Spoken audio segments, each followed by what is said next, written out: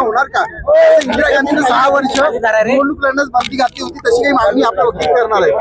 एक लक्षात घ्या, अद्याप सुनावणी सुरू आहे कोर्टामध्ये. उद्धव ठाकरे किंवा हिंदुहृदय सम्राट बाळासाहेब ठाकरे यांच्या शिवसेनेला युक्तिवाद संपलेला आहे. आता फुटीर गटाचं जे काय म्हणणं आहे, युक्तिवाद म्हणत नाही, त्यांना कोणता युक्तिवाद नाही, ते फुटीरच आहे. बरं, गद्दारांना कोणता युक्तिवाद नसतो गद्दारीचा. आता त्यांचं जे काय म्हणणं आहे ते मांडतील की आम्ही का शेण खाल्लं, कुठून शेण आणलं, कोणी शेण पुरवलं, सुरतला किती शेण मिळालं, गुवाहाटीला किती मिळालं, ते कसं आम्ही खाल्लं हे आता ते सांगतील आणि त्याचं समर्थन करतील शेण खाण्याचं.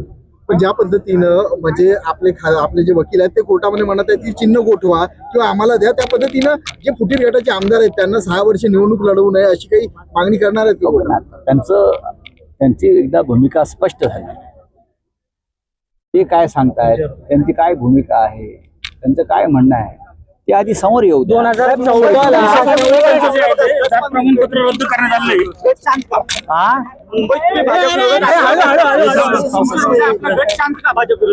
विशाखा राऊतांचं जात प्रमाणपत्र जे आहे ते रद्द झालेलं आहे.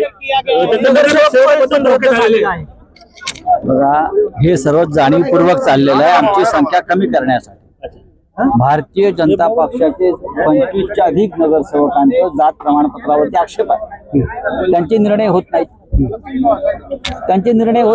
2014ला राष्ट्रवादी काँग्रेस आणि हे सगळे एकत्र येणार होते असं पृथ्वीराज चव्हाण यांचं विधान आहे आणि 2019ला पुढाकार घेणार होते.